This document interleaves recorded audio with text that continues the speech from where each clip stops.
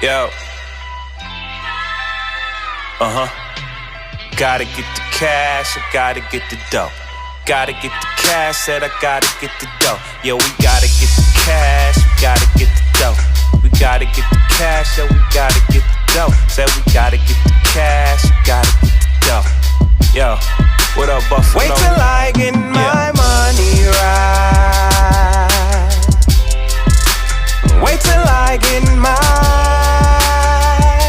money right. Wait till I get my money right. They say money's the root to all evil. I say evil people with money's the root to all evil. Depending on how you use it is what really makes it lethal. Yo, hold up, peep it though.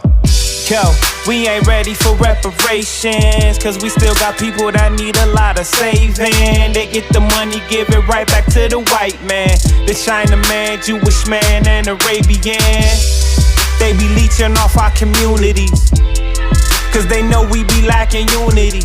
The only time we come together is for a eulogy. To make it better, yo, it's strictly up to you and me. Yeah, but I ain't letting them know my plans. A black man with plans is a dead black man. Yeah, see, I refuse to let them get me the same way they Wait did till Brother I get Nips. my money right. Wait till I get my money right. Wait till I get my money right. Wait till I get my money right. Yeah, yo, money makes the world go round. We need a lot of more black towns, but this time we ain't gon' let them come and burn them down. For real, yo, check it. Black everything, hospitals, precincts, black officials. Yo, it's levels to this thing. And our own media, cause we are what we see. And our own banks to keep the money in the community. Imagine if all black people can come together as one. Yeah, imagine a black nation with more occupation and less incarceration. More education, more graduation. Put the races in the basement where they belong. Black people come together, yo, we stand strong.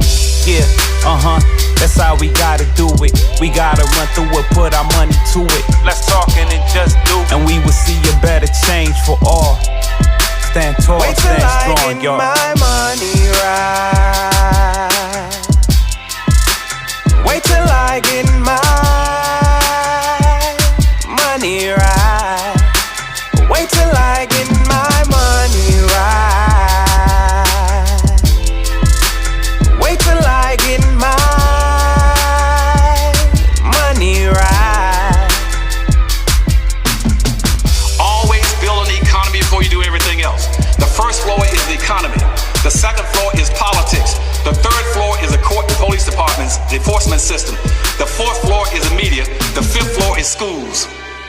Now again, you've been bamboozled on that, because they keep telling you that if you go send black folks to school, go jump to the fifth floor and try to come back down. Education can't do nothing. Education is just a tool. You start with your economy. Once you build an economy, a viable, competitive economy, by making your money circulate 8 to 12 times, you take that money and you move to the second floor. The second floor is your politicians. Don't worry about vote. You don't have to vote. People that got money, whether it's organized crime or wealthy people, they don't have to vote. You take your money on the first floor, you buy every politician on the second floor.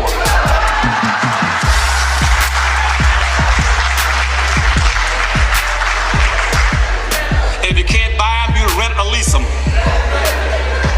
And once you rent or lease those politicians or buy them on the second floor, you hold them accountable to go to the third floor. And you stop the police from shooting and killing black folk all the time. And come up with new codes of conduct. Then once you get to the third floor and get straight, the police and court stress them straight, because you can now effectuate it. Then you go to the fourth floor. The fourth floor means media. You cannot own television stations, radio stations, and daily newspapers if you don't have an economy. I hear black folk crying all the time. I have 2 radio stations. I used to have 4. You cannot have a media operation unless you have an economy. Who's gonna buy your time, your ads? You gotta have an economy to buy the time. And so you got it. Right now we have 12,000 radio stations. the United States. We got about 12,000 cable systems, 5,000 daily newspapers, 5,000 TV stations. Black folk own 35 thousandths of 1%. You can't even communicate. You can't communicate, you can't organize. You can't get communication because you don't have an economy.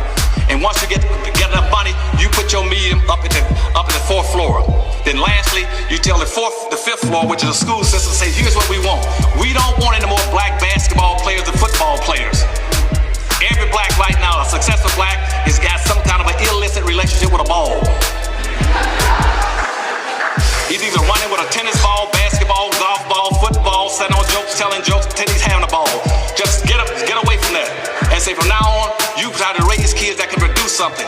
The producers will be the people survive. Right now, black folk are zero producers and 100% consumers. You're gonna get totally wiped out in this country and wiped off the face of the earth under globalization if you don't learn how to produce vertically. You produce something at the bottom level, then you go and you have other blacks coming over you. If I'm producing fish, 1 million pounds of fish a year, I want blacks to come in at warehouse, wholesale, distributor, then retail. I wanna see some black lobster restaurants in the country. And you build, and about 2 more minutes I got. Now, and you build these vertical orders based on your competitive advantages. Start build your businesses where you have a competitive advantage. What are your competitive advantages, black folk? Always build your business where you dominate in population or you dominate in spending patterns. I built the seafood factories. Why? Because blacks eat 3 to 4 times more seafood than whites, and you spend $9 for every $1 whites spend. You should be controlling the seafood industry. Do the same thing with leather. You do the same thing with your hair. Right now, blacks are the only people got a certain quality of hair, and yet the Koreans are controlling black hair care in America. And you watch you build these businesses like the difference between Detroit and Chinatown. You got it in Chinatown in New York. In Chinatown, New York, they got about a little less than 300,000 Chinese there.